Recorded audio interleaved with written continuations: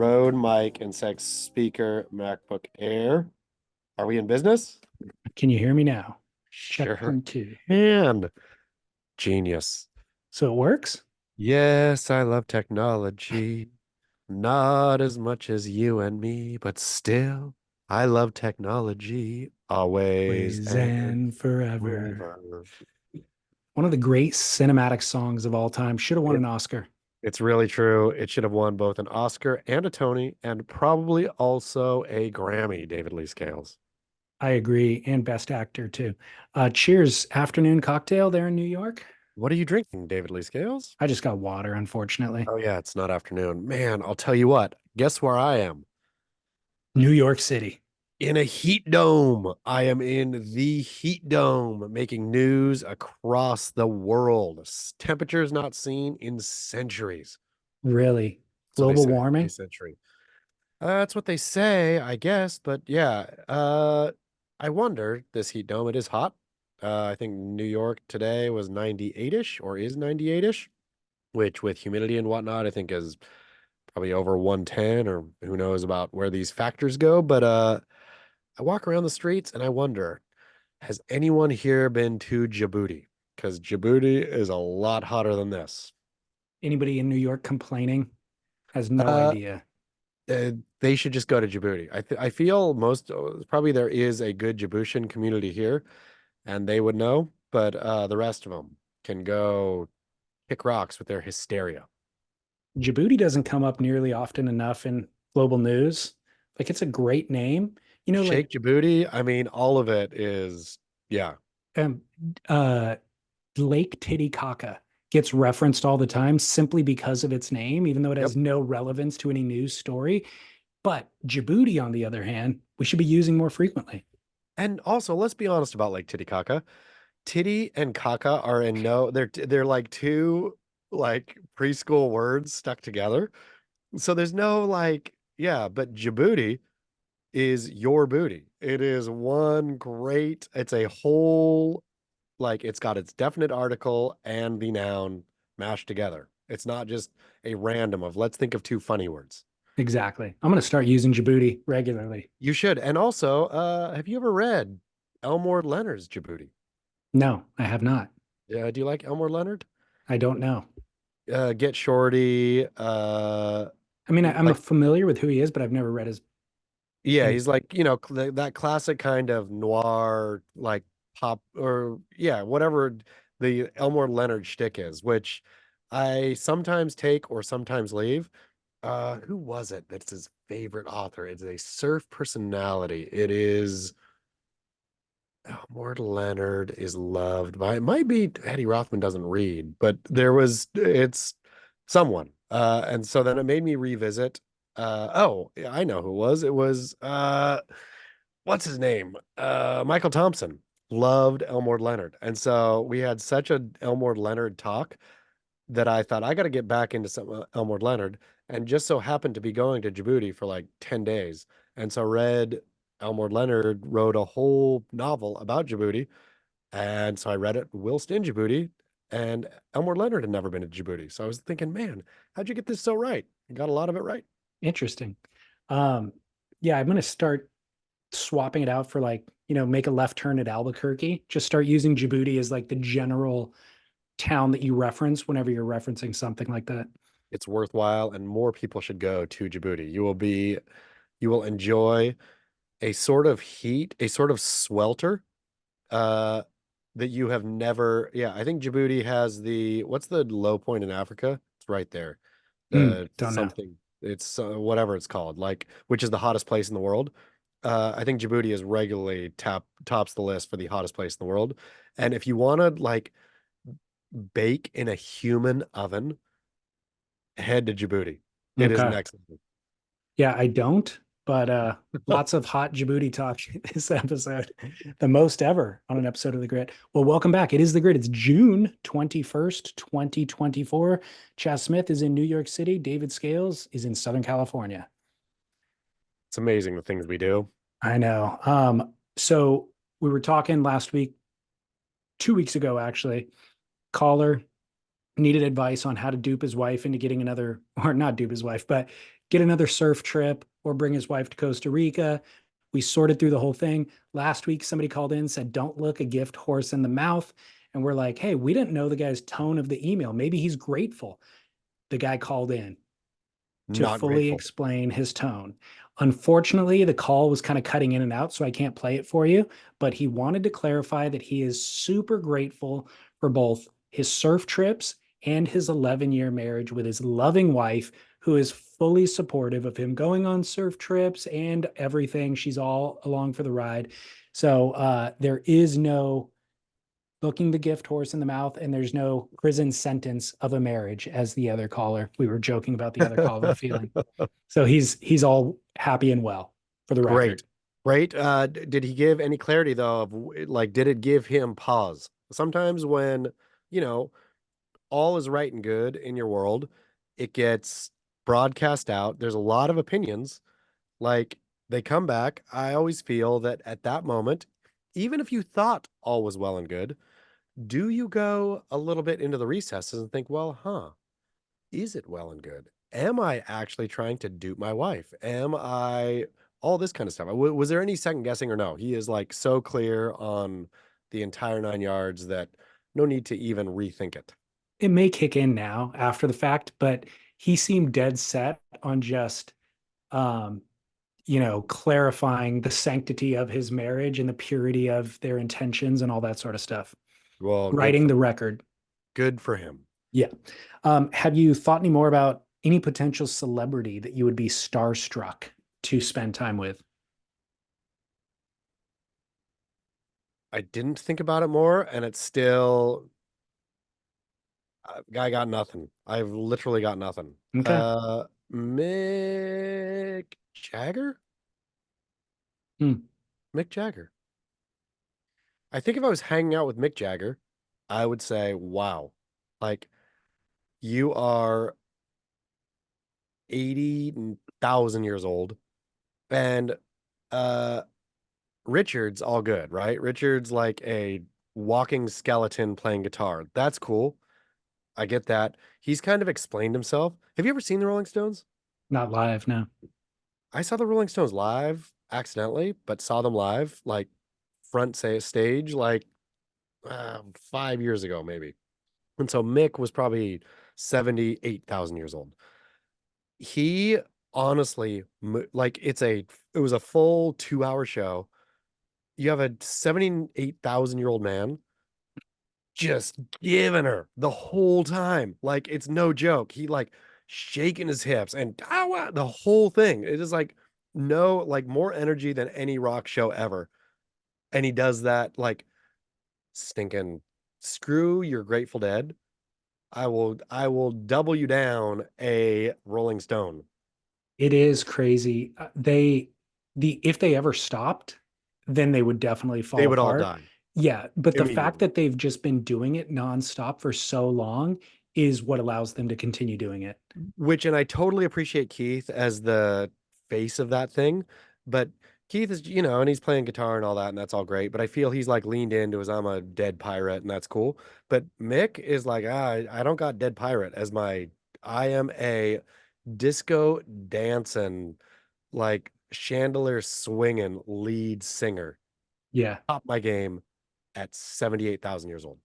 Yep. Okay, well, good. I'm glad we Like, figured one out for you. did you get one? Just you saying that opens my mind to like that level of famous musician. And I do think I would be certainly at a loss for words with somebody like him or Elton John, for example. I There would we just go. like, I wouldn't even know how to make a conversation with Elton John.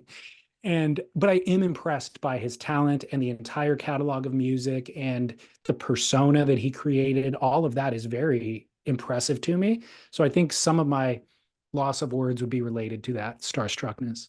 Not that we need another project, an unfulfilled project, but I feel that David Lee and Chaz go to meet Mick Jagger and Elton John would be a great film. I think, I mean, it is, but the difference with the reason this whole thing came up was our listener loved Tony Alva from the moment he, discovered skateboarding and surfing. and for 40 years idolized him. I didn't idolize Elton John for 40 No, years, but I would be starstruck if I met him. I mean, I feel my appreciation for Mick Jagger, exactly to your point, is only retrospectively of like watching not only the body of work, but then actually seeing, all of it, right? Yeah, Like wasn't like I grew up a Stones fan and was like huge. But man, now that we think about it, or I think about it, I should have really hammered Brit more with the Stones. Like Stones and the Dead, they both have iconic logos, right? You got the tongue, mouth thing for the Stones. You got the like, but Stones are right, Dead is wrong. you should have spent more time prepping that argument. The feedback from the general public is you got trounced in that thing. Of But you course. know what? We could do round two and then a rubber match even. I mean, let's do it. I like it's the best part of boxing, let's be honest, is two heavyweights going toe to toe. One wins, one loses. You do the rematch. So Yep. now I'm prepping for the rematch. You took a fall. You could just claim that you took a fall in the first bout simply to drive ticket sales and revenues for bout number two. Because also I will smash Brett round two. I know it. Now that I have the Rolling Stones, I will stink and bring Mick Jagger onto the show. Perfect. Imagine Mick Jagger walks into the room. What's Britt American do there? He's done. Quake in his boots, quake in his vans is what he's going to do, his high top vans. The other follow up from last week is, of course, baby naming. What do we got? Baby naming saga for surf ads. We got an email came in from someone named Fletcher. Make Uh-oh. make note of that. Hey DLS and Chaz, I've been listening to the Grit for a while, and all the talk of baby names for some reason drew me into sending this email. While you guys are on the hunt for surf ads soon to be child's name, some of your thoughts, ponderings, and ideas called out to me. Chaz mentioned literature being a good source for finding names. This is where my interest was piqued. I egotistically think that my name should be in up for consideration with Mr. and Mrs. ads. My dad is going through, oh, sorry, my dad is a through and through surfer growing up in the 80s and is always has been since he was a teenager. In his mid 20s, he met my mom, a well educated and beach loving girl at a bar. It was a match made in heaven. One of my mom's favorite books growing up was Jonathan Livingston Seagull by Richard Bach. And one of the characters is named Fletcher, a name that always struck my mom or stuck with my mom. My dad immediately had flashes of Christian and Nathan tearing up the waves in his youth.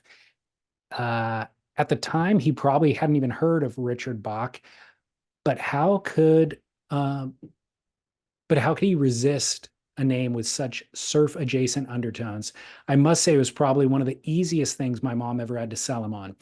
Later, or when it came to my middle name, Christian was thrown around, and fortunately it was vetoed by both of them, which saves me a whole lot of space in the filling of the shoes department.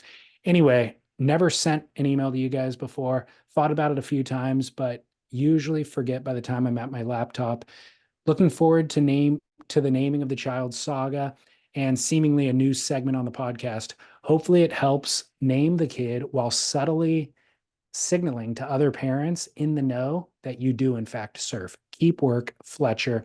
P.S. It's my dad's birthday on Saturday, and it would be epic and hugely appreciated if you can give him a little shout out for his birthday. His name is Dave, but me and my friends all call him Backside Dave our whole lives because you guessed it, he always seemed to be going backside. He has grown to accept the nickname, but would vehemently assure you that he does surf frontside. So yeah, if not, no worries. It'd be great to call him and ask if he heard the Backside Dave birthday shout out. Again, keep work, Fletcher. Absolutely epic. Backside Dave, the fact you're a dad who have imprinted on your sons and sons' friends so much by surfing backside, so much so that they gave you the nickname Backside Dave, where also imagine how that sells outside of the surfing world. They are in the streets somewhere else and just shouting out Backside Dave. Backside Dave, I already know you're a legend from your nickname and from the fact that we didn't even talk about this, your children giving you the nickname. That's a level of core that we haven't even stumbled upon that. So Backside Dave, you're clearly a legend beyond legends. Happy birthday. Amazing. Happy birthday, Backside Dave. But Um, real I quick, back to the fact that his name is Fletcher and that they kicked around Christian. I don't know. I mean, are you aware, David Lee Scales, of Christian Fletcher, I know of him. Yeah. the surfer? Yes. Have you ever met Christian Fletcher? No. Have you ever driven around in a car with Christian Fletcher with Grayson in the back seat making fun of him? Nope. Sure Oh, haven't. well, it's time for another podcast with the Fletchers. But also, are you aware of Fletcher Christian?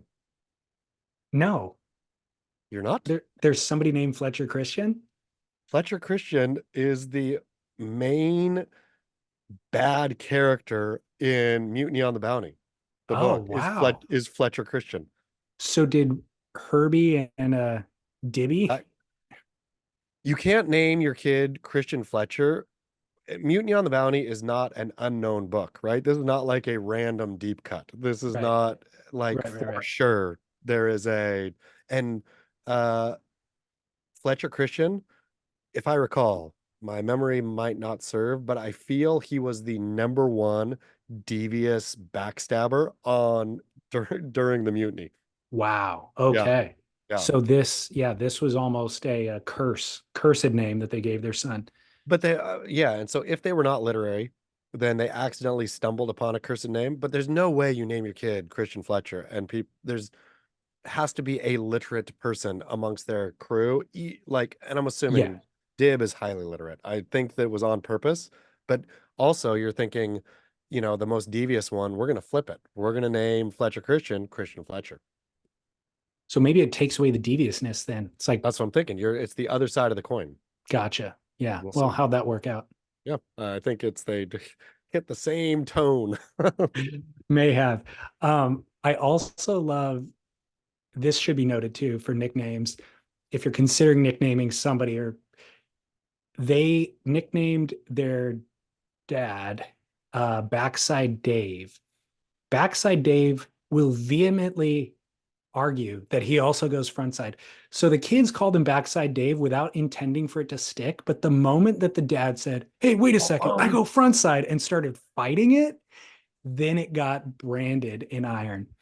I mean, but if your young child who is no longer so young, crazy that you're shopping for preschools, David Lee Scales, I know. That's why Chaz and I were recording late because I was shopping for preschools today. which is insane. I mean, I feel like, and I know this is becoming the older and older man show where topics are related to traffic, frustrations with traffic, and my how time flies. So, Every single show. Man, can't believe it's already June. so under the my how time flies, yeah. But like young Austin and his friends can theoretically soon nickname you. Would Yeah, that's true. would I didn't you even think about that. would you accept any nickname they gave you as a badge of honor of, hey man, at least they're thinking about me? On Or would you first, be, yeah, on yeah, first blush, this sounds awesome to me. Like I would love the moment to hear what their crazy little brains would come up with, but I could see me being against it once they deliver the name. I mean, looking at you right now, what if, and I could see Austin in the room always, what if it was Headphone Dave? What if they were like, oh, Headphone Dave in the I would house? I would be disappointed in his creative limitations, in his intellect. I should hope that he comes up with something better than that. Well, let's hope. Let's Yeah. us both hope. Talkative Dave might be a little bit more on the nose than that, even. Um, Speaking of babies, Kelly Slater gets baby barreled at Surf Ranch. Kelly, quote, straps baby to chest and gets barreled directly from Beach Grit. This to me is sort of the avenue that Kelly Slater should only be on at this point in his life. I mean, I guess not only. You can deviate into I think Derek Riley's article pointing out that now that Cloudbreak, which we'll get to this, I suppose, later, not to spoil it, that Cloudbreak is now the World Surf League final stop. But Kelly making cute dad humor stuff for Instagram is exactly this is the lane for him. There was nothing wrong with this, right? It was good natured, it was cute, it was funny. The air at the end where he actually killed the theoretical child wa- was funny. Like it was all just good, right? Yeah, I mean, I didn't have any qualms with it. I just thought it had to be for some sort of a promo that is yet to be aired. And this was like the behind the scenes footage or something. I mean, the thing is like Kelly, imagine you're his daughter. Let's not really ruffle too many feathers here, but uh Kelly as new dad's got to try on new dad stuff, new dad being new dad, where like Saturday Night Live should do a whole skit of Kelly's daughter watching new dad do new dad stuff, thinking, yeah, cool. Like, yep, she's already a dad, and he wasn't there, and he wasn't there, and he wasn't there. Sorry about it. Well, we had a listener send an opinion on this one. He had an epiphany and he said, quick question. This video got me thinking, since Slater is so competitive and is getting booted off tour, where is he going to put that competitive nature towards? I think I know. He will train his child to beat John's child in competitive surfing. Imagine seeing Slater versus Florence on the back of two jerseys going into a heat head to head in the WSL finals for the title in 20 years. Slater is already doing what it takes and practicing with a baby harness before the kid's even born. That is next level and one upping John already work. I mean, I love you, dear listener and communicator, but that is not, absolutely not how you make your kid good at something or love something. I mean, you look at the kids who are forced into something and grounded in it, and there's some that are like, I mean, what? Like, who can you name who is like ground? The Williams sisters love tennis independently from King Rich, right? King Rich, I feel, is the best example. King Richard is my North Star as a ballet dad of like, I feel if you want your kid to be good at something, you introduce them to a variety of things.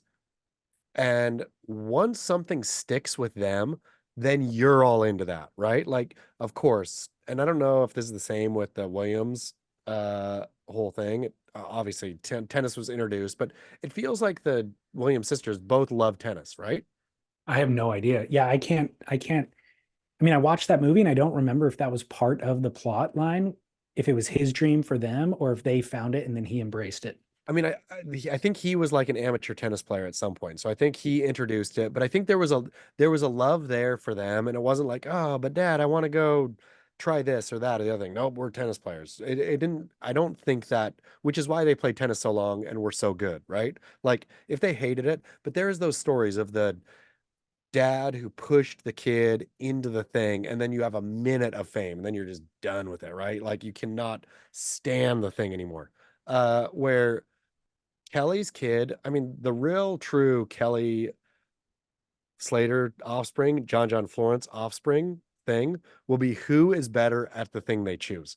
Because one of them might choose surfing, but you cannot force anything. The second you say, this is what my kid is going to play, your goose is cooked.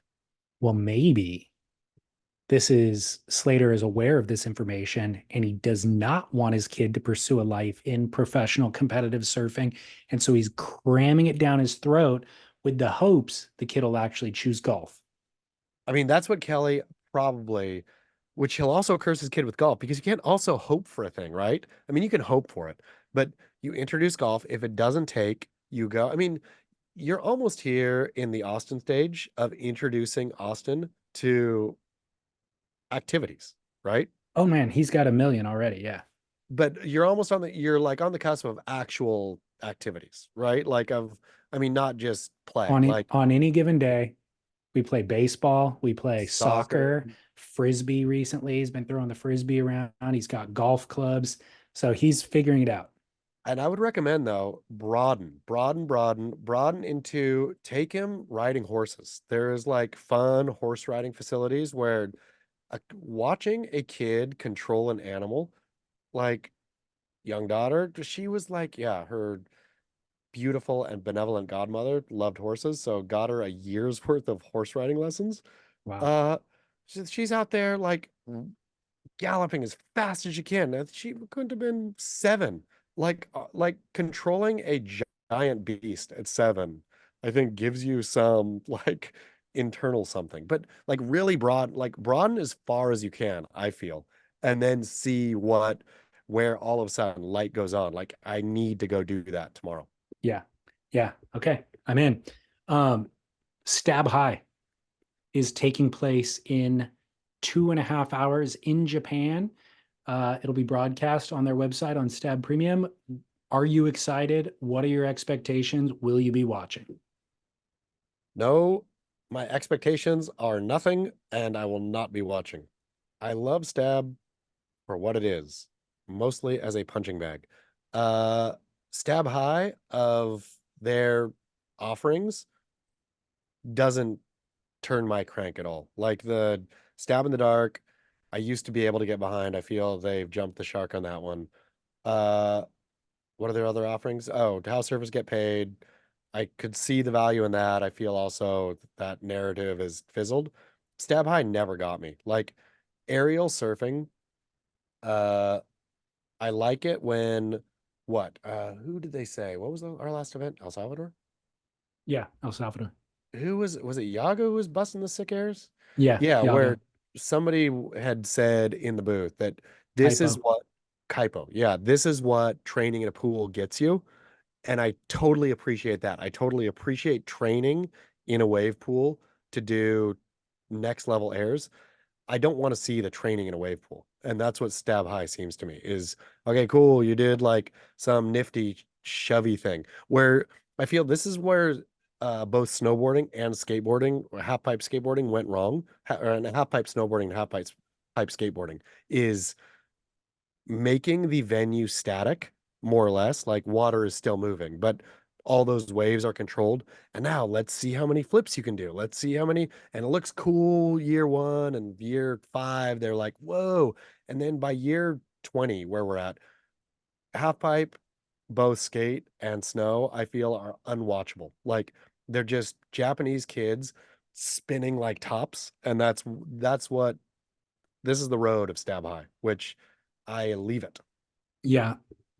Do you remember, speaking of how many years down the road, do you remember the first Stab High that we recorded a podcast in my apartment in Huntington Beach for? We spent like 3 hours drinking in the middle of the day watching it. It was in Waco. And do you Yes. remember what year that was?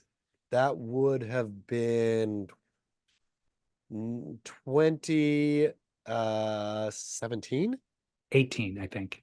18.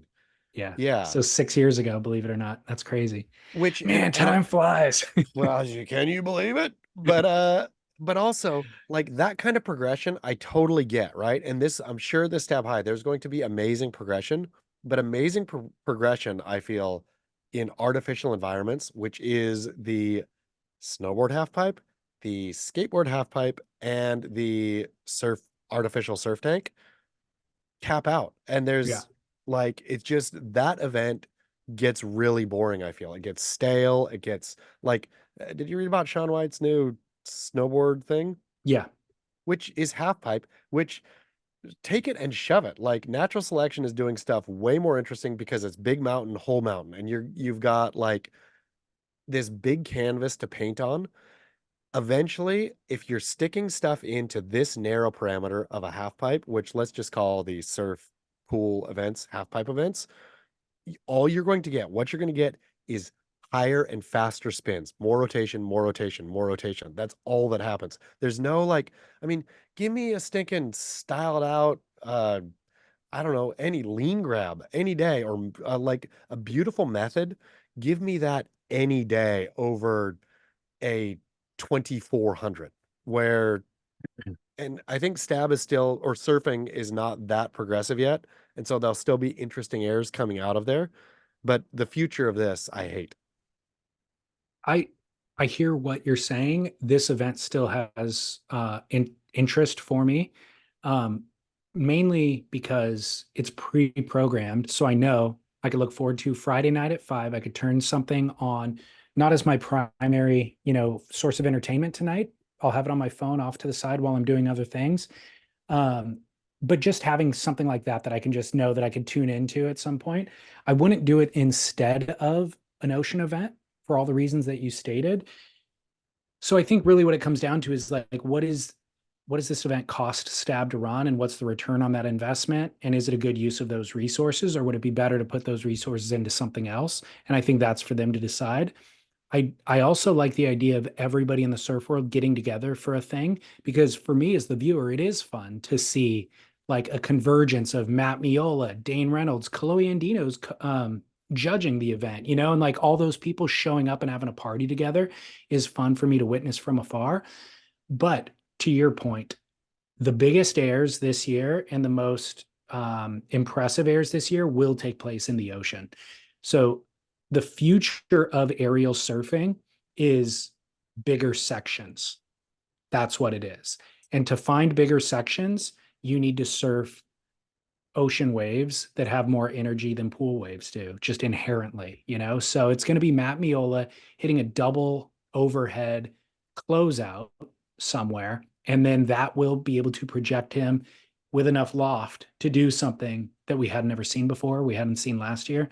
So it's cool what they're doing in the pool, and I like seeing them refine it, but it is the other thing is it's predictable. You know that they're going to do something, and you know it's going to be technical as opposed to improvised and exciting because the way it presented itself. So I mean, Yago's airs in Salvador, like were, I mean, that one he did that was clearly a pool style air, but then transported to the ocean where then it became kind of magical, right? Where I'm all about go stink and train in the pool.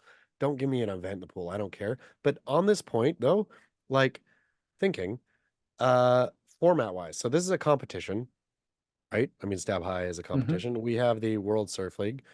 We have Sean White starting his new whatever. What is he calling it? Snow League? I forget. It's a league. It's whatever it is, a Yeah. league. But it's, so league. Like we're thinking there's room again for another surf competition style. And I wonder who, if you could literally, aside from those who are locked in contracts with the WSL, which a lot of surfers aren't anymore, right? Even Kelly Slater, retired, is not locked into a contract with the WSL anymore. It feels like the time has never been riper to run a Rebel Tour, to use a stupid name, old name. I wonder, of all, from any age, from Sierra Kerr to Bruce Irons to whatever, who the surf fan would want to see in competition again. That's not on the CT, right? They can't be on the CT, but all the extra, like, how many do you think there are? How many surfers? Dane Reynolds, Clay Matt Mayola, Marzo, Clay Marzo. Clay Marzo is always top of the Sierra Bo- Kerr, Bobby Martinez. Bobby Martinez, great one. Like, how is there 20? Is there 30? How many are there? I was It's trying to think of this the other day. first of all, it's venue specific. So I would choose different surfers for different waves. So all told, there's got to be 30 if I had There's to so the pencil out. And then on any given event, I'd pick eight. so okay, you would pencil out though 30 surfers that I mean, Stink could throw Tom Curran in, right? Yeah, of course. It's the beauty of surfing, and I think Kelly Slater has absolutely proved it, that surfing really is more ageless than other sports, which is a beautiful part of surfing, is that Tom Curran, I'd want to see Tom Curran if you had the kind of judging format dialed so it wasn't necessarily speed, power, flow, or whatever. You like, I don't know how you change the judging criteria, but I The would want judge, to. I have it for you. What is There, it? you put qualified judges in the booth. Let's say Chloe Andino, just because I mentioned him at being at Stab High. So Chloe Andino is a judge. You put him in the booth. You give him zero criteria. I love it. I absolutely love it. And so then you have Tom Curran surfing against Sierra Kerr, Yep. and you could actually figure it out because we can do that now in surfing. I feel that unlike any other of the whatever, the board sport varietals, surfing at this point in time, at this minute, the women are on the up, right? Where you could throw Sierra Kerr with what she knows and Tom Curran in a heat together and pick the winner. Totally. And the judging, no criteria to follow. you are an expert because you are, a world-class surfer, and you'd have to get five different world-class surfers of different styles and obviously genders, regions, all that sort of thing. So they all have different things that they like and are looking for. And the only missive is W- score when somebody rides a wave, just score it based on how good that was for you. That is absolutely perfect. And then you take an average of the scores. And no head judge, no nothing. It is No, like you don't need any one coach. There's no coaching with the like, hey, your judges are your peers.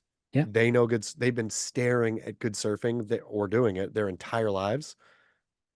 You know what you think good surfing is. You've been doing it your entire life. You have at it. Let the cards fall where they may. And then there'd be exactly. no even dispute, Yep. or there And you don't would even be, have to, you but don't even have to account for why you gave something a score. no, you felt It it. because it's all subjective. That's Which the is the point.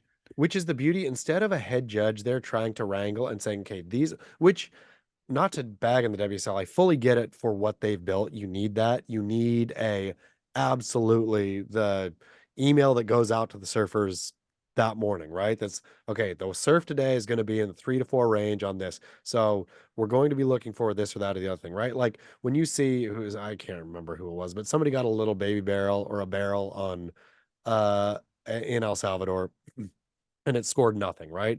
Nor should it have, right? But getting barreled typically would be, oh, wow, this is the peak, this is the pinnacle of the surf experience is getting barreled. Uh, but in else, whatever. I get that for the WSL, but for this new brave theoretical format, you're exactly right. There is no criteria. It is the feeling in the heart of a certified expert, Exactly. certified because they have proven themselves as great surfers. That's who wins. It was That's always a futile effort to try to make it objective in the first place. it was. And we're But, just so far down that road that they just keep trying it. And it's like, no, you need to reinvent the whole thing. and so back to Stab High, not and I feel I was too rude to Stab High. Like I love that Stab is trying to do something new competitively. I like seeing new stuff. This new stuff, specifically pool-based airs, has I have it's not interesting to me at all. And it'd probably be really fun to be there, like where you'd be hooting and hollering and Yeah.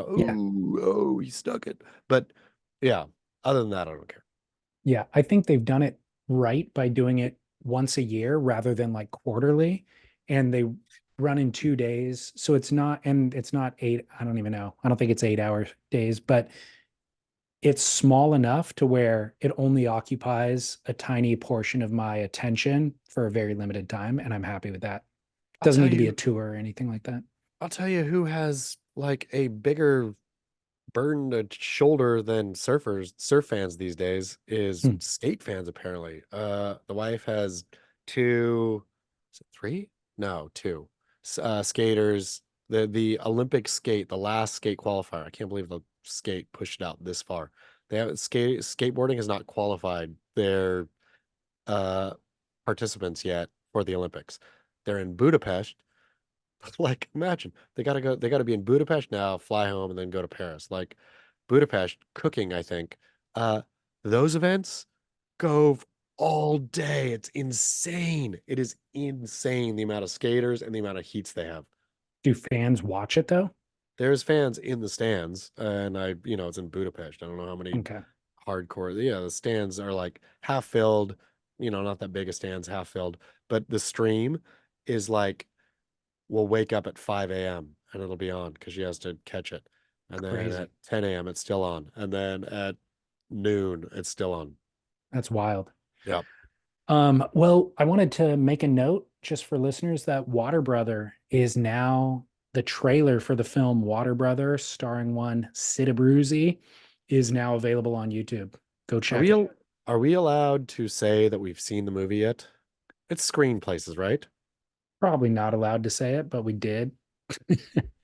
I mean, It's good. We'll just say it's very good. I mean, I'm just gonna say, watch the trailer is what I'm gonna say. I'm gonna say I had a sneak peek at the film.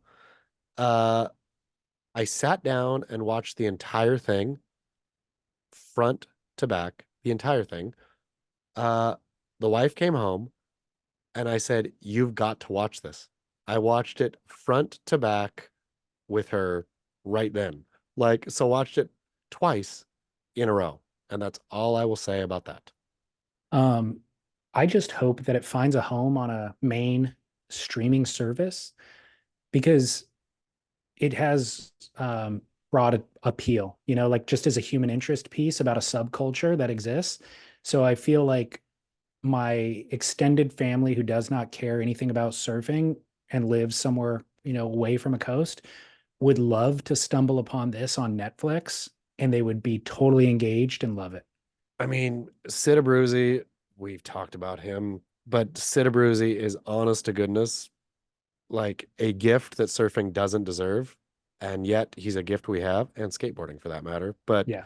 yeah, I love so much that Sid's kind of life work uh got to be like, who are the brothers who made the film? Or are they, Inane. yeah.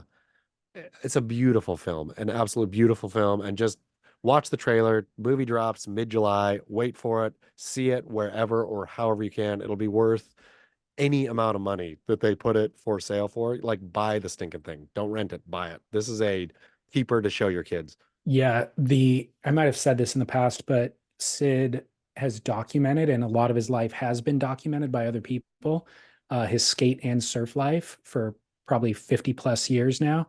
And so he has all these archival photos and videos of, you know, all these incredible things that he had done.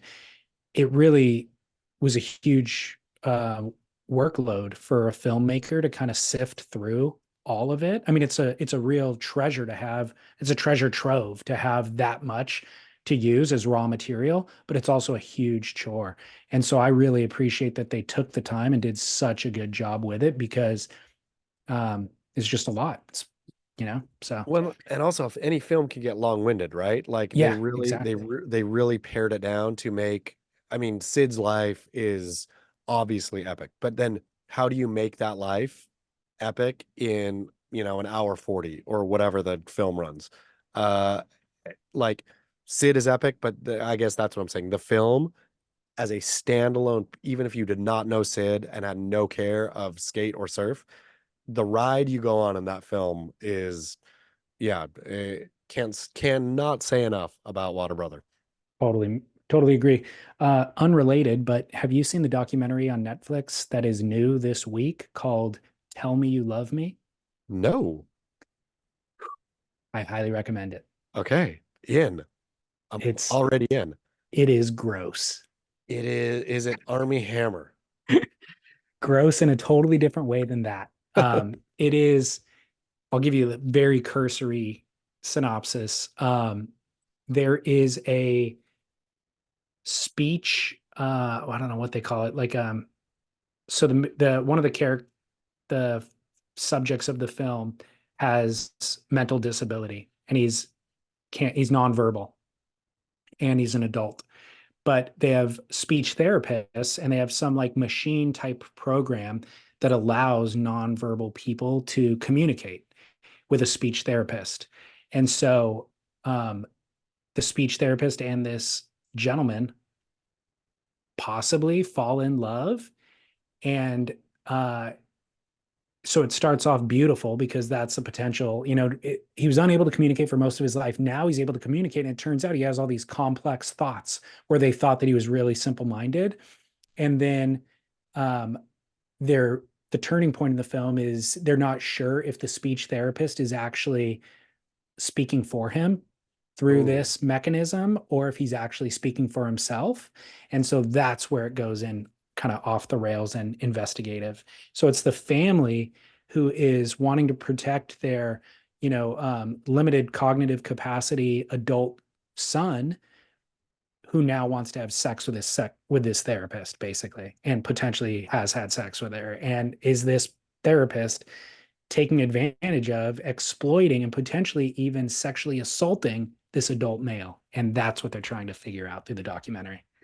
It seems like a deep dive. It's really, I think it's like the number one film on Netflix this week.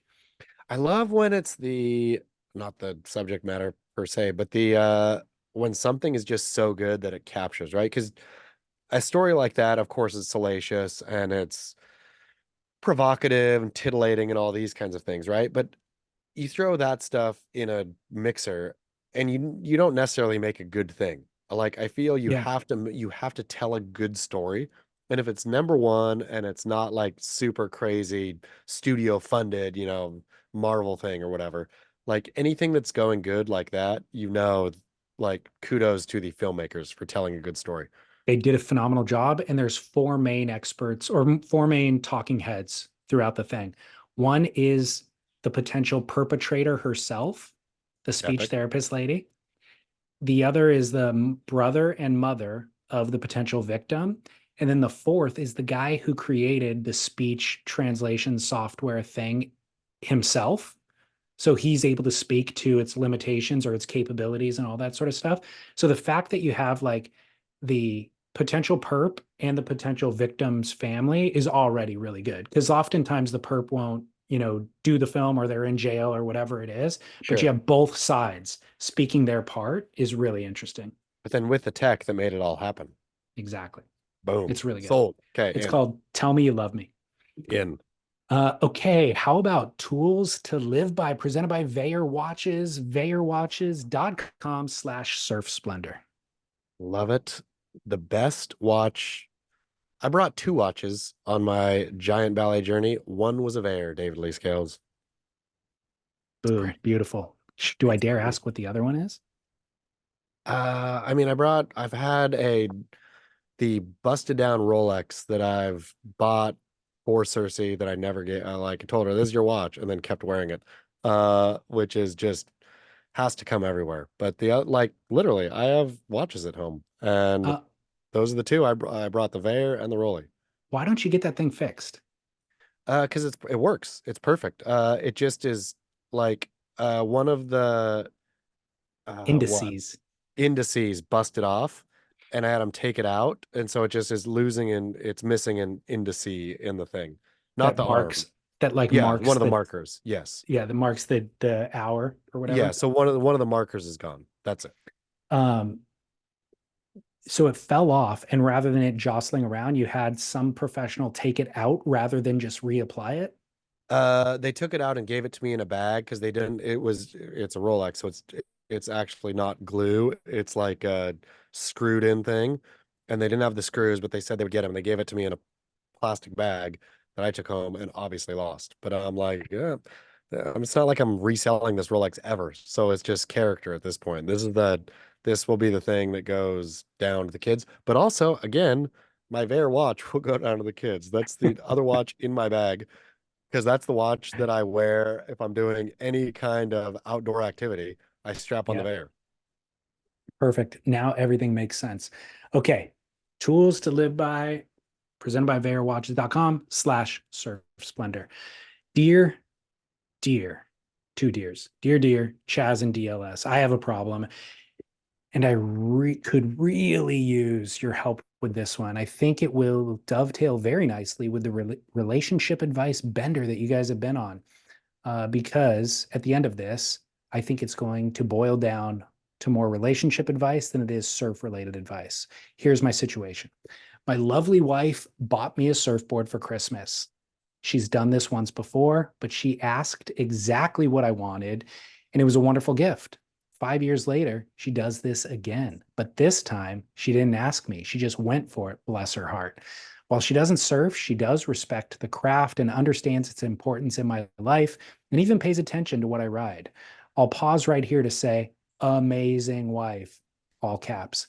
I'm not looking the gift horse in the mouth at all. She bought me a beautiful board shaped by a seasoned local shaper, a short, stout, shovel-nosed single fin, 6'10" by 22 by 3 inches that looks like a wave catching machine, beautiful colors. Everything about it makes you want to ride it, and it looks perfect for the areas surrounding point breaks. First day out in mediocre surf, I couldn't figure it out. Uh, I'm sorry, I lost my spot. I couldn't figure the board out to the point that I jumped on my fish to finish the session. Second session in better surf, same story. To make this long story short, I can't flip and surf this board in any condition, and I've surfed it a lot because I desperately wanted to enjoy it. But it's not fun. It's sluggish, it's slow, it's heavy. I have tried hard to make this board work, even in proper pumping surf. Every session I've surfed it in felt like I'd be having way more fun on a different board. I don't get to surf enough to sustain myself on mediocre sessions. So here's the question. Do I let the board collect dust? My wife will undoubtedly ask why I'm not surfing it, and there's no way to lie about it. Or do I tell her do I tell her I love it and I just can't, but I just suck and can't figure it out? I've never sold a board in my life, but this is an option to but there is an option to bring this one back and get something that I know will work. So should I be honest with her and tell her it's a wonderful gift, but I'd like to ride something else that I can enjoy more? Or should I be totally a doormat and just keep it, trying to make myself and the dang thing work and be perpetually dissatisfied? Thanks, fellas. Keep up the good work. Happy Father's Day to you both. MG. MG brought a heater, laid out an absolute minefield for us, David Lee Scales. But guess what I wear when I'm not wearing a Rolex? A Vair watch. And guess what I've got? A tool to live by for him. I too have a sort of love interest. His name just so happens to be Britt Merrick. And Britt Merritt gifted me not so long ago a CI Pro. I paddled that CI Pro out once and just was like on a stinking mid, right? And so when you get back on a high performance shortboard, like where's the foam? You're like sitting looking at like a weird V out in front of you, and you're going over the handlebars, you're blowing it. You do it again because this is a stinking CI Pro. I love him, even though he likes the Grateful Dead. I love him, and he gave this to me. I got to figure this out. Over the handlebars again. Couple more times, like exactly like dear listener, I need to surf. Got back on the mid. Uh, at some point, I can't remember what happened. I had like a long layoff of surf. When I came back on, I said, I'm gonna ride that stinking CI mid. That's the only board I ride now. I absolutely like in any condition, in the worst, in the best. I am on a CI mid. I am like out there, screw you and all your fat, weird shapes. I'm on a CI mid. So, to our dear listener, you tell your wife, I love this gift, and this gift is in the quiver for certain days.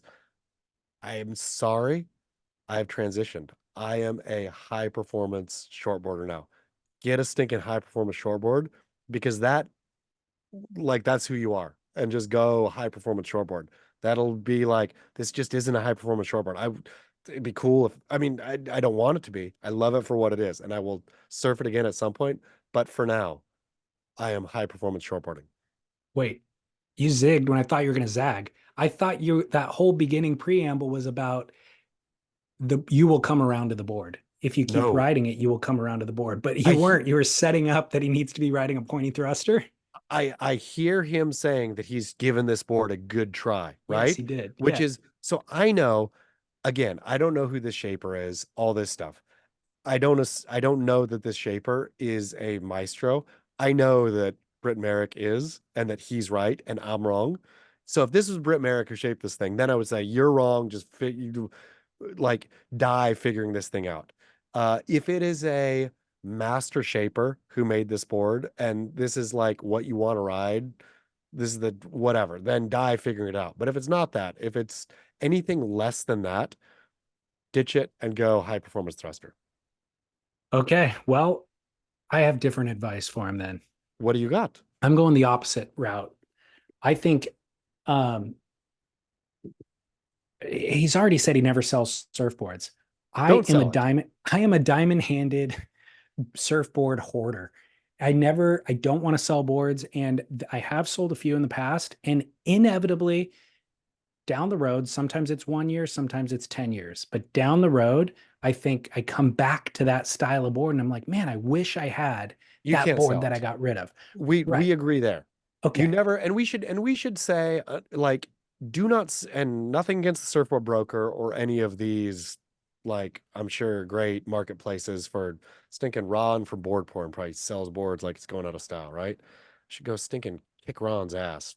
I'm close. I'm close enough to take the E train or whatever he's on to go give him what for. But do not, I think you and I both agreed you do not sell a board. Right. So you will come back. There's a potential in the future that this board will, your surfing will change, your body type will change, and this board might actually suit you down the road. The board might And suck though. What if it sucks? What if it's a suck ass board? What if it's like a rando shaper who made some rando shape that he said he surfed it in pumping surf? I know, I know. I just feel like he said it's a seasoned shaper.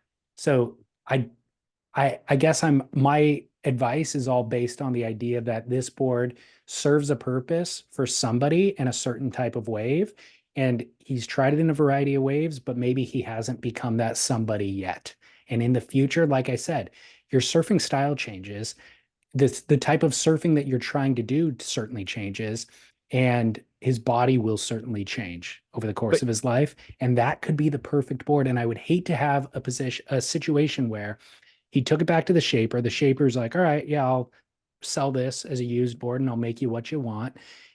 And then 8 years down the road, he comes around to wanting that exact board. And his wife was insightful enough, had the foresight to get that board for him before he even knew he needed it.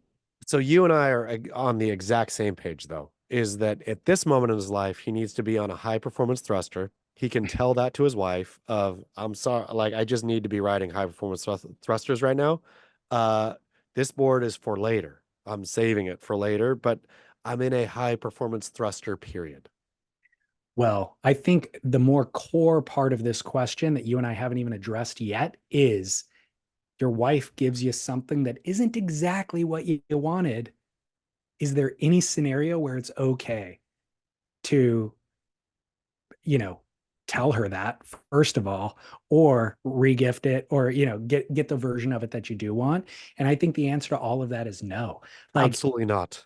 you just Absolutely not. you wear the thing, you do the thing, you keep the thing, You and you pretend you like the thing. Like you man pretend up, you like it. That's what you do. man up and do it. Don't like who cares about your damn feelings? Like you thinking that, but I don't really like it. Who cares? Like toughen up and go act like you like it. Act like you like it for the rest of your life. I mean, the people who are like kind of radical honesty in relationships, that is not a marriage is not built on radical honesty. Yes, it's built on trust and not cheating on each other. That's basically where the radical honesty ends. Outside of that, it is okay, a gamble of, as okay, well, kind of whatever. It's all in flux. Outside of not straight cheating, it's all flux. So there's Gifts. that little portion of radical honesty. The vast 80% of it is the influx thing. But then on the other side, on the total opposite of the radical honesty, is fake it till you make it. And that's where this advice lies. You just smile and tell her, and guess what? Your surfing is going to regress. You are going to be a worse surfer because you're riding your wife's gift, but you'll be a happier husband and a happier home life.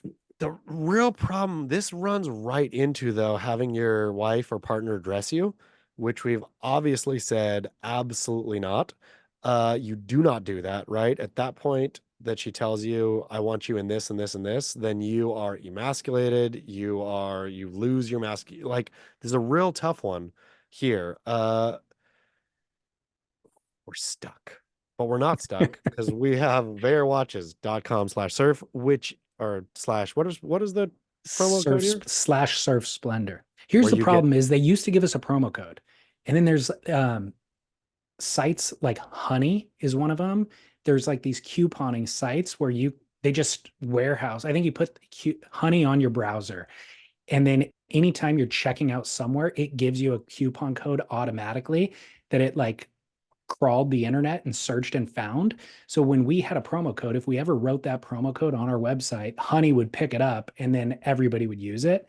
So now they can't give us a promo code anymore. You have to go through a landing page. Okay, so we go through slash surf splendor, theirwatches.com/surf splendor, where you save 15% on one of the finest things you will own. Again, talking about She should have got him a Veyor watch is what she should have done. exactly should have talk about like getting gifted stuff that you don't really use. You and I both have been given lots of surf things through our life. I didn't bring my Veyor watch because I thought, oh, we'll be podcasting. I brought it because it is a tool that I use. I love that thing. I legitimately love the thing.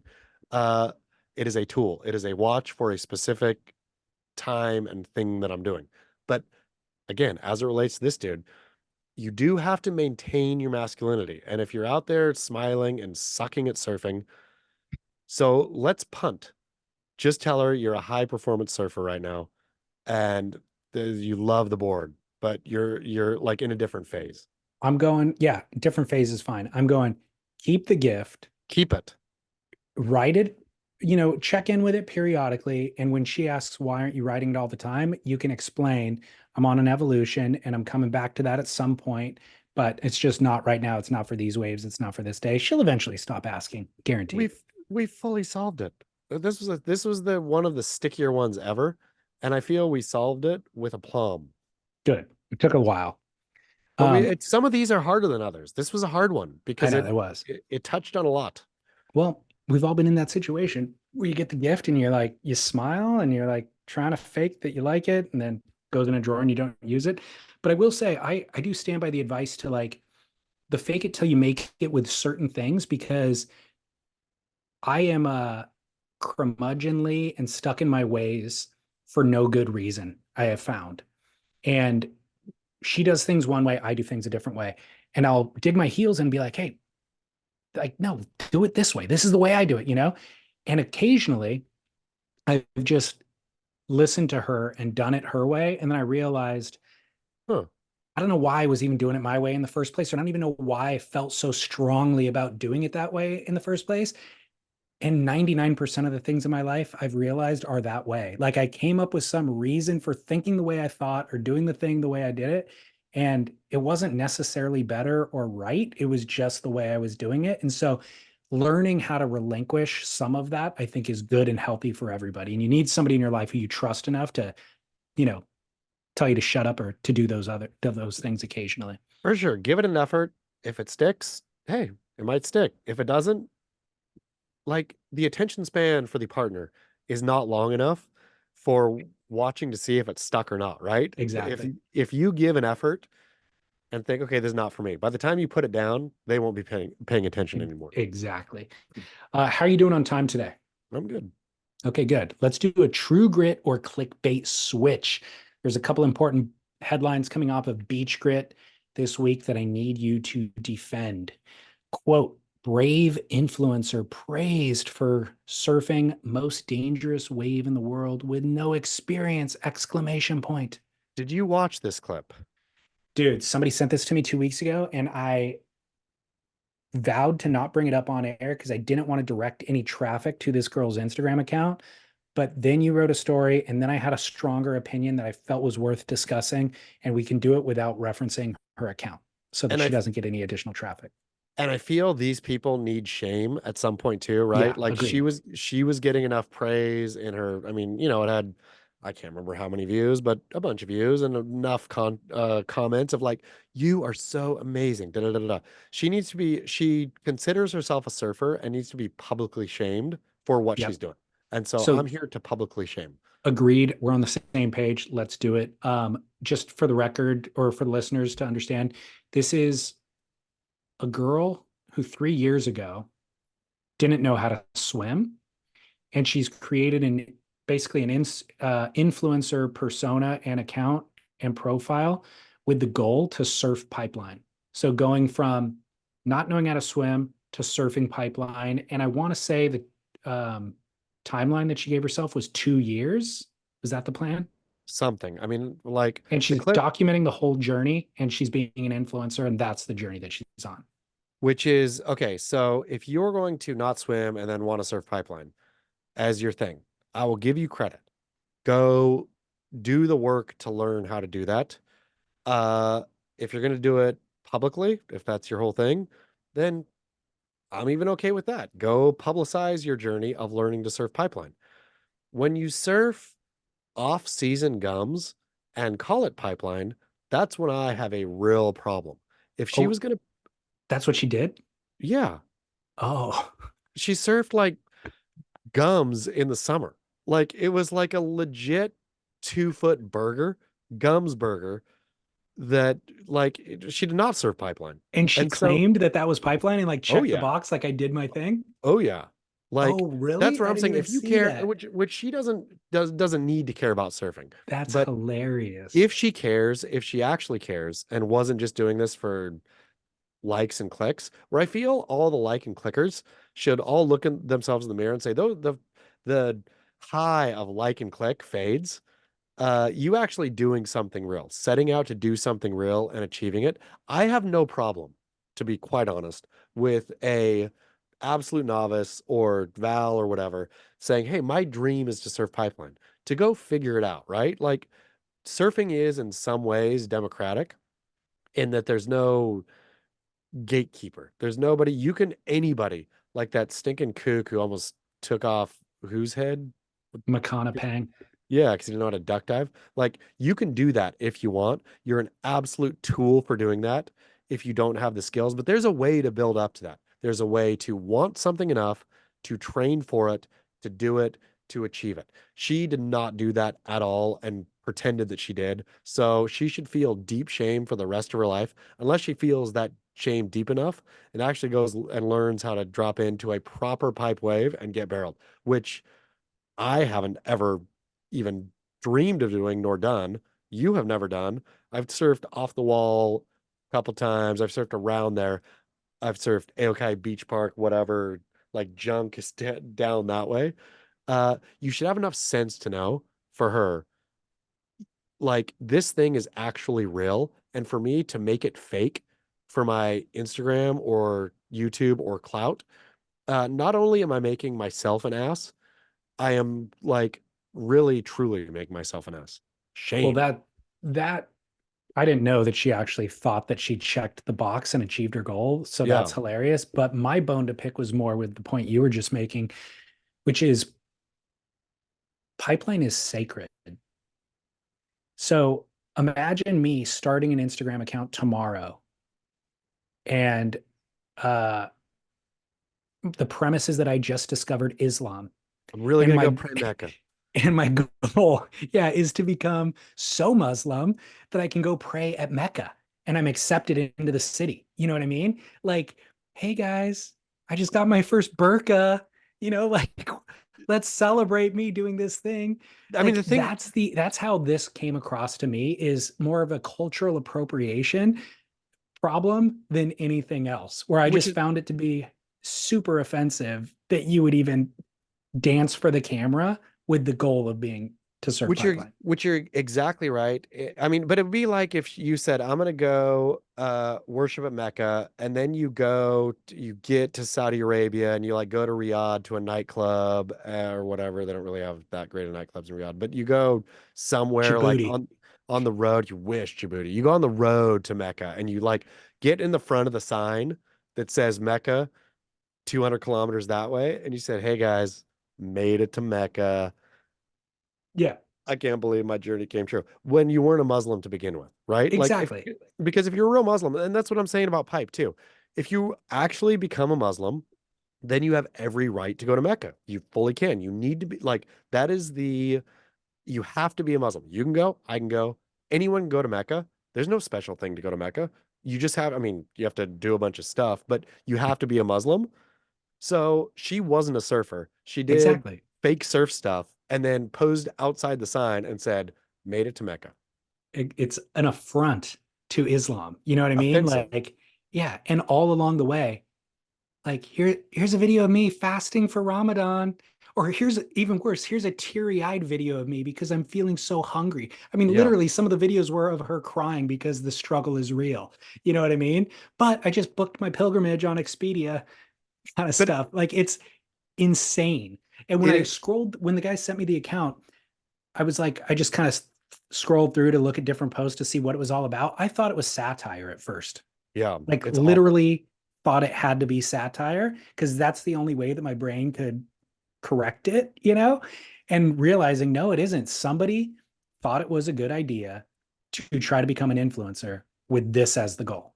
I mean, that's the thing though, is they set out, hey, I can't swim, pipeline is the most dangerous wave in the world.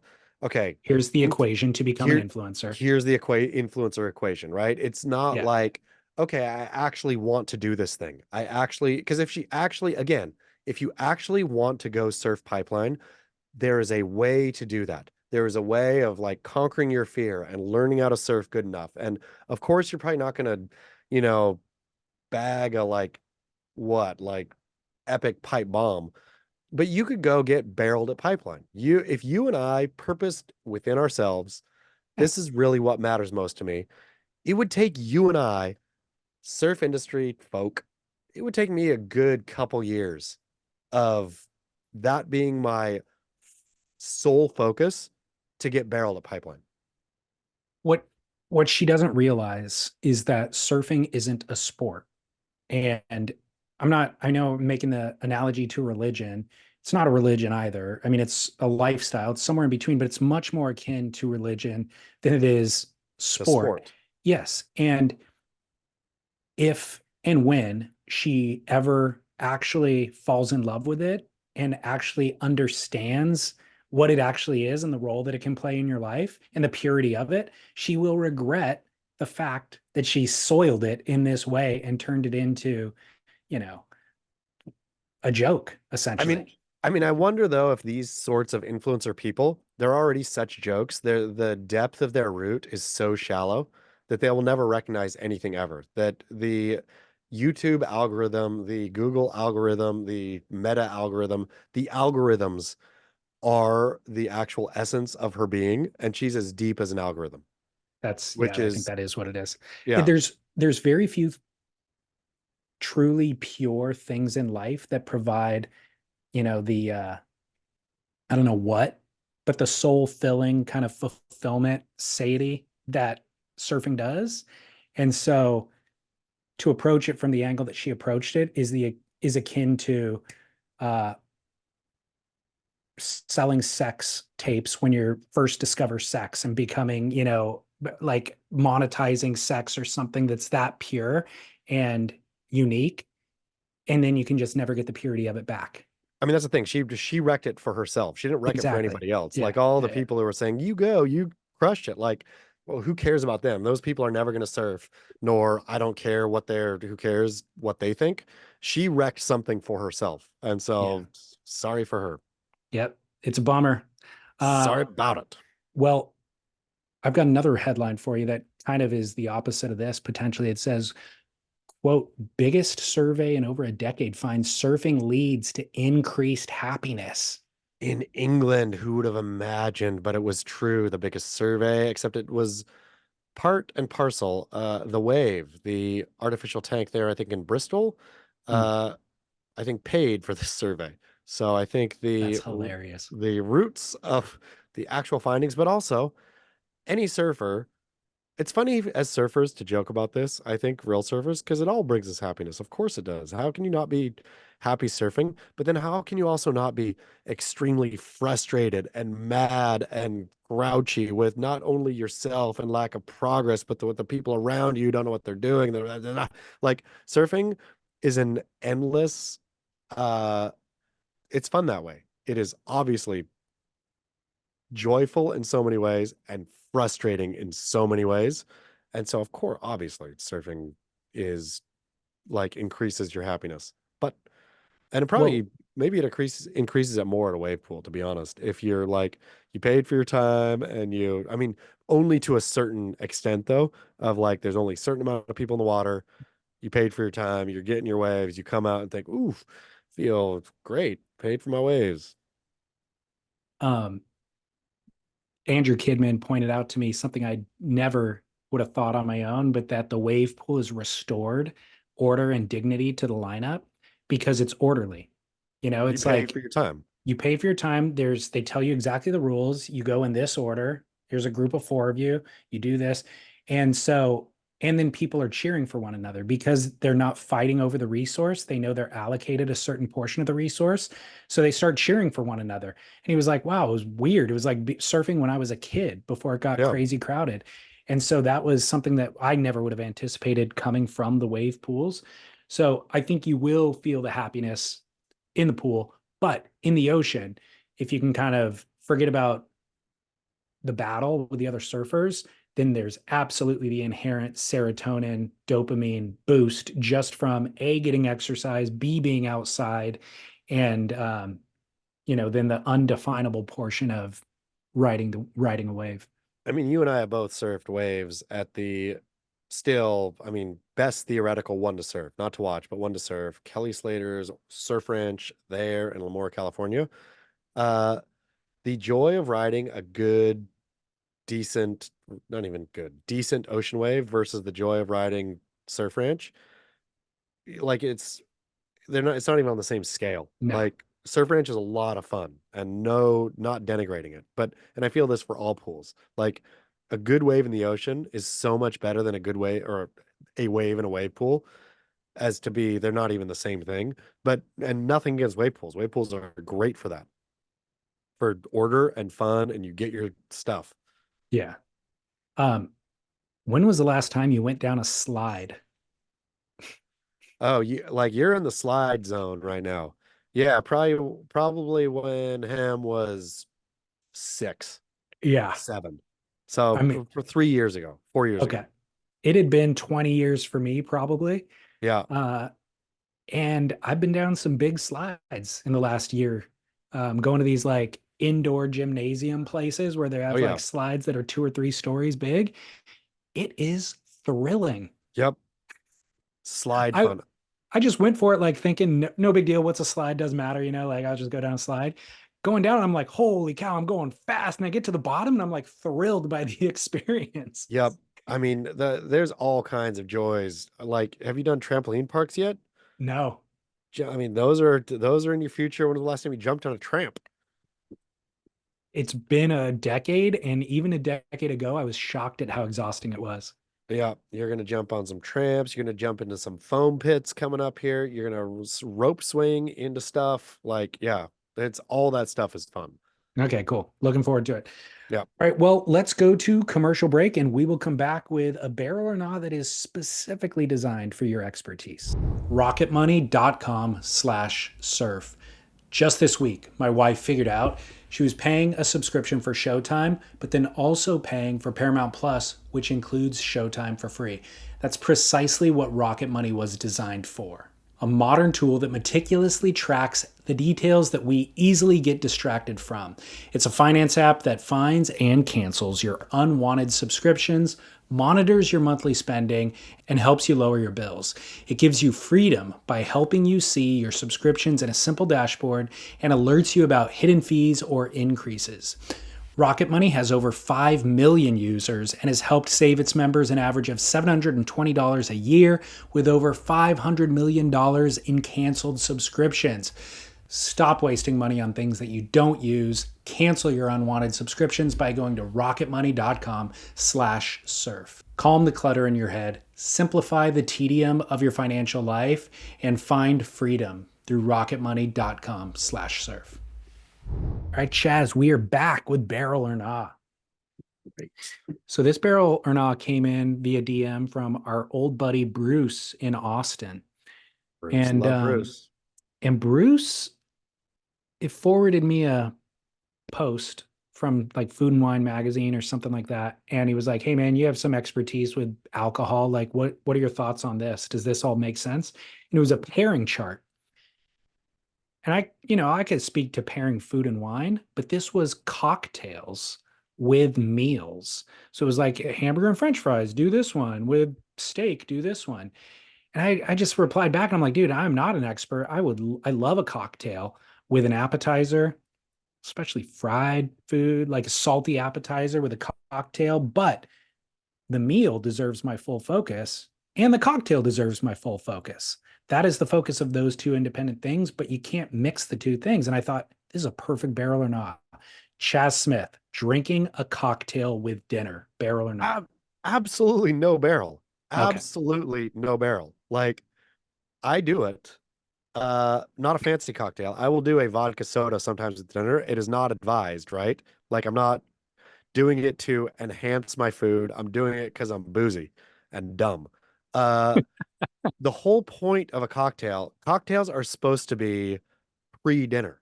You cocktail and then you sit down for dinner and you have a sophisticated, if you're going to drink, you have a glass of wine with dinner because wine pairs with food. I think I've talked about it. The first time I had an actual proper wine pairing was in New York. Hmm. Uh, Aska here. It's a twice Michelin starred restaurant. Absolutely phenomenal. Uh, they did the wine pairing and the way the flavor of the wine hit the food and both of them went through the moon was insane. Like it was insane. Yeah. Uh, where wine does that with food. There's no cocktail pairing with food, and that's for good reason. The cocktail is the pre thing you do and the post thing you do. So you Yeah. can have your whatever before, your whatever after, cocktail wise. During food, absolutely not. You can do it if you want to be a full heathen, but it is a no barrel. And They, know that you're sitting in a flat sea when you're doing it. yeah, they fight one another, in fact. And Like the fact that there's a chart for this makes me disgusted. so this was from Wine Enthusiast, how to pair classic cocktails with food. So steak with old fashioned, fish and chips with a whiskey sour, No, Negroni with small Italian bites, which I'm fine with no. that, but that's not a A meal. small bites, yeah. Yeah, it says roast chicken with a Manhattan, Absolutely not. swordfish steak with a Hemingway daiquiri. What are these people talking about? They literally read that Hemingway liked to like fish swordfish. Oh, there's a cocktail named after him. Those things I must know. go together. That's like the depth of this. Roast lamb with mint julep. Because lamb goes with mint. I mean, mint Disgusting. jelly. That is absolutely foul. This whole thing is ill-conceived and foul. I This is know. this is absolutely offensive. I honestly was this. You would think this was posted on April 1st as a full April Fool's joke. Like the fact that Wine Enthusiast would even post this is insane. I They've mean, lost all credibility. that feels straight AI produced. That Yeah. AI discovered that, oh, humans eat lamb with mint jelly. There is also a drink called mint julep. Therefore, you drink the mint julep with your lamb meal. Boom. Um, I I feel like I already said this to you months ago, but when I went and surfed at the pool, the Palm Springs Surf Club pool, like 6 months ago or something, um, afterwards, I went, there's this burger joint in downtown Palm Springs that's like pretty epic, and they're known for martinis. So before the burger, not with the burger, but a martini and onion rings. Oh yeah. In the martini? Oh no, as a No, side. no, no, no. That's Just perfection. That's that perfection. is a pairing gold, man. I That's what I'm was talking like, about. and I've recreated it now. Like if I'm gonna have like a full blowout, caloric blowout, I'll fry onion rings at home Friday night, make a martini, sit down on the sofa, and that is just heaven. That's you and I should do the grit guide too, because they fully blew it, wine enthusiast, and just didn't know. Like they're clueless, clearly. I mean, they're wine guys, right? Maybe they shouldn't know cocktails. Like it's all a foreign language to them and they spoke it poorly. You and I should do the cocktail and the light bite because their in is a pairing. Like where it's always a greasy, dense thing, usually. We're not dense necessarily, but a fried thing, a heavily because cocktails, unlike wine, is delicate. Cocktails, no cocktail is delicate. Like cocktails are smash you in the mouth usually, right? And so you need a kind of hit you hard also light bite with it, but not too much because you don't want to do too much of either. Three martinis and a bag of onion rings and you were done for the day.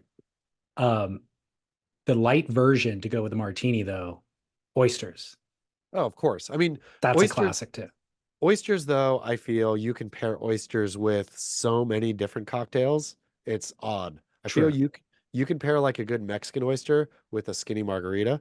You can pair oysters. I've paired oysters with Negroni before. It's not the greatest, but like a good Italian Yeah. oyster, like yeah, oysters are almost the universal cocktail food. You could grill an oyster and then go Negroni, I bet. That would be better. Yeah. You're right. Okay. The next call, I think if I remember correctly, I listened to this 2 weeks ago. Um, I think they submitted this as a tools to live by, but we're doing it as a barrel or not because I think it just fits better. But I was just cracking up at the call itself, and it's something that actually we've discussed in our home. So let's address it for the people. All right, we have a question for the grit for David and Chaz. We need you to settle a debate. All right, so I'm standing in my kitchen with my brother and my girlfriend, and I have this. I like to floss after I eat dinner, and I like to relax when I floss. I like to sit on the couch, maybe watch some TV, or I'll be sitting on the couch just having a casual conversation with my girlfriend. She does not like that. She has set a rule where I have to floss in the bathroom. And I don't see why it's such a bad thing to just sit on the couch and floss.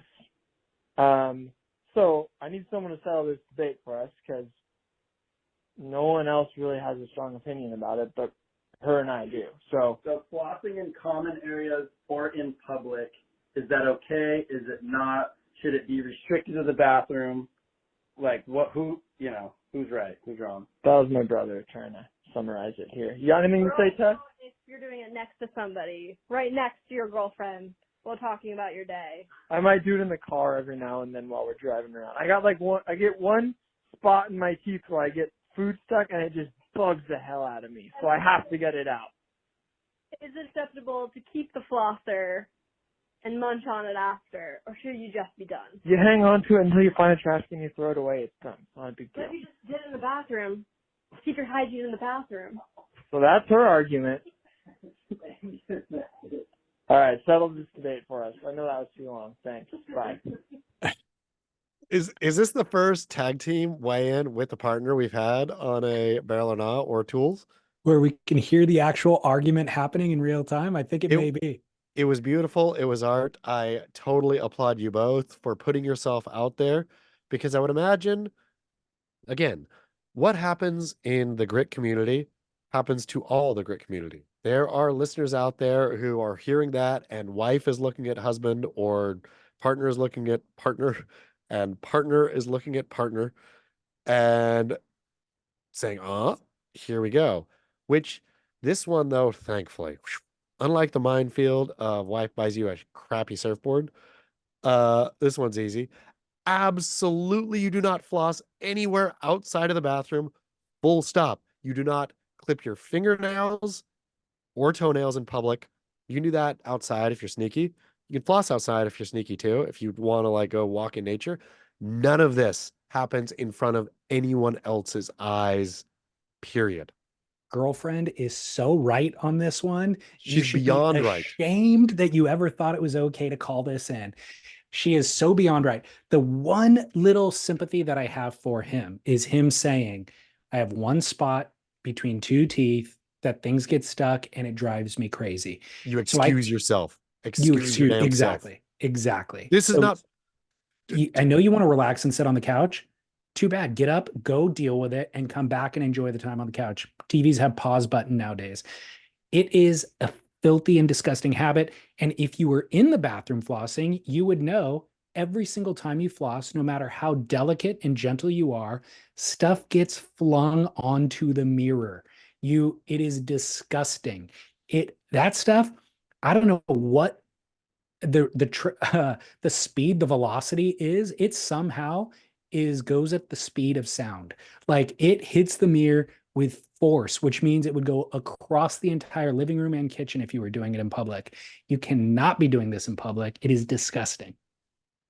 Personal hygiene is not pleasure time. And I hear you saying how good it feels to clean your ears. And it does feel good. You go quietly in a dark space. i.e., the bathroom, and you enjoy that feeling quietly, and you throw those Q-tips away. Any and all personal hygiene happens in a dark space, a quiet space. If you're camping, again, don't even sit around the campfire and do it. Go away. It doesn't have to be in a bathroom. It has to be away from other human beings, full stop. Yeah. And I am talking, this is for your own self-interest because you are preserving the integrity of your romantic relationship. And this is something that we have brought up over and over, whether it was farting in front of your spouse or significant Amen. other. Yeah. Amen. Like that, you want to treat, and I know I've seen arguments or I've even seen studies that are like, comfortables that are comfortable together and No. do these things, they last longer. And I would say No. that may be true, but they live like brother and sister. And that is not how I want to live. So the primary focus here is preserving the integrity of the intimacy and just keeping the spark alive in your relationship. And once you're doing these sort of things in front of them, it all gets mashed down and muted. And she even alerted you to it. She even said to you, please don't do this. This is offending me. This is making me feel gross towards you. And that should have been your clue. That should have been clue enough. We've already talked about radical honesty once, but it bears to bring up again. Radical honesty is reserved purely for not cheating. Say, like, not cheating, not having other girlfriends or boyfriends alongside your primary whatever. This stupid partnership. I'm just going to say from now on husband, wife, and then people can fill in the blanks with whatever else they want. But radical honesty stops and ends with don't cheat. Everything else is a delicate lie, including grooming. Exactly. Put the floss back in the bathroom, and you have some work to do now to make amends for how much you have grossed her out up until this point. So go put the floss away, go buy flowers, handwrite a card, get some lotion, start rubbing those tootsies for her tonight on the couch instead of flossing your teeth. And do not have her rub yours, because that's super gross too. Girl rubbing dude's feet, gross. Exactly. All right. Well, we got one more barrel and knob. This one is directly, it comes from another listener, and it is coming off of a couple of news stories this past couple of weeks with Ethan Ewing and Jack Robinson in GQ magazine. Oof. We had Caroline Marks decked out in Ralph Lauren for the Olympics. I love how High Derek called that fashion. billionaire astronaut look, which is exactly what it was. That's a great call. Yeah. That is hilarious. All right. Well, here we go. Ryan in New Jersey. Hey, David, Chaz, what's up? Ryan from New Jersey. Hope all is well, David. I got a barrel and knob for you, actually two. First one is ironic fashion, like bringing back the members-only jackets, wearing a fanny pack that's like, neon green and orange, and definitely like was your dad's back in the day. Maybe wearing an old Swatch watch that doesn't even work, but you're still wearing it anyway because, I don't know, it's ironic. I barely get high fashion, so I don't understand the whole low fashion aspect to it. So that's one. Second one, which I hear often, both colleagues at work, and I hear you say it sometimes, is using the phrase dang. I hear Brett Barley use it a lot. I hear a lot of Midwesterners use dang. So barrel or not, using the phrase dang, us in New Jersey, we just say fuck, whatever. But let's think about those two. Hope all is well. Thanks for all the work. Chat soon. All right. Ryan in Jersey came to El Salvador with us, so I got to spend a week with Ryan in Jersey. Right. But Ryan in Jersey sounds absolutely like a dude that I would want to have a pre-dinner cocktail with. I think he'd be down for that. Great. Well, he's in Jersey. I'm in New York. We can make this happen. But That's true. In the meantime, I think I've said on the record already, adult men specifically, I will speak only for adult men. You do not do irony in fashion. You do not think and do something. You can do that if you want for Halloween. That is the only time and place that you do that. Otherwise, you either like a thing, and I'm all okay with liking a fanny pack or liking a members only jacket or whatever. If you like it, if you think, hey, that looks cool, that's cool on me, I like this, right? I'm no judgment there. I'm not judging your fashion for doing that. I'm saying if you have an eye toward I'm wearing this because then as an adult man, check yourself. You are now a tween girl. Uh It's um undignified. undignified. Where I don't even feel comfortable going to a dress up party. You know, like a party I has don't a either. theme and I have to do the thing. And I'm just like, I will drag my heels. I will only do it if I get forced into it by my wife. And even then, I'll do a half-assed effort. Super awkward. Then at least like, which is should be another barrel or not going to dress up parties that you're forced to go to. Do you do half-assed? Do you go full on? If you're forced to go, Yeah. we'll table that for a later date. For just everyday wear, never do anything ironic fashion wise. If you are a man over 25, I'm gonna say, uh, the dang, it's beautiful. Dang, darn, all of the shoot, fudge, any stand-in for a cuss word is great in my book. Like, not only does it gets the point across, ish, it's inoffensive. Like, and you get the point across. You get like, "Ah, I'm frustrated. Dang it. Which there's a time and the place, because there also you then preserve the time and the place when you need to say damn it, right? If you use fudge, that means it wasn't that bad. When Yeah. you drop fuck, then people know, okay, that was really bad. But if you're always fucking it, then people never know what the layer is of where's it bad, or oh, that throw those subs in. Like, bring them off the bench, include them, because people will know then, okay, he's lightly frustrated. I agree. I think I understand that there's regional dialects, and I was not aware that dang was a regional dialect. I thought that dang, was used in all English, regardless of where you're from. And I think the distinction maybe that Ryan was having confusion with is that there's some dialects that use it as a replacement for damn, like Brett Barley's Christian Goody, two shoes. So he's just saying he wants to say damn, but he's not allowing himself to, and he's using Yeah. dang instead.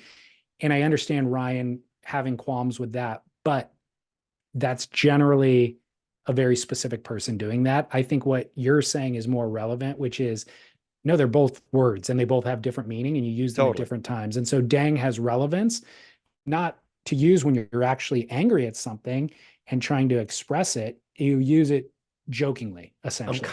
Or you can be kind of frustrated with something, right? Like, oh man, dang it. Like, I use dang it a lot of, I'm not super mad. It's just, oh, dang it. I forgot Yeah. to, go pick up the milk. I got to go Right. back to the grocery store or whatever. Like Yeah. That would there's warrant a damn, by the way.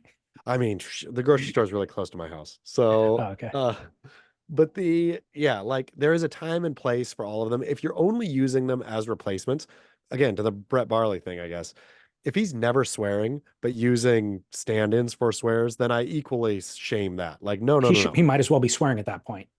Either swear or don't, right? Like, don't use a if you're stand-in. expressing your frustration through this word with anger, Yeah.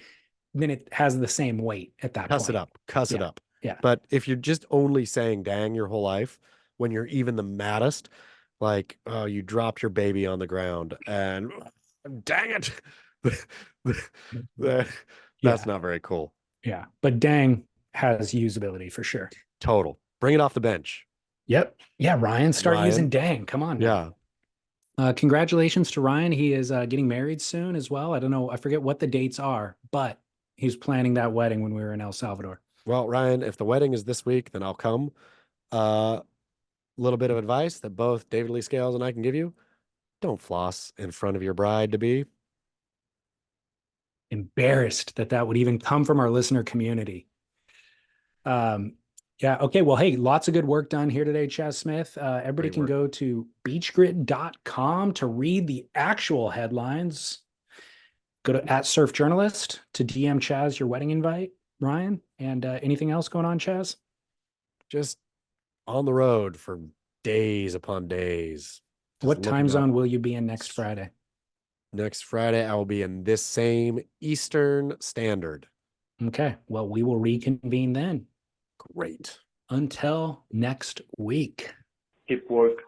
All right. Thank you very much. Thank you so much. Thanks for being flexy.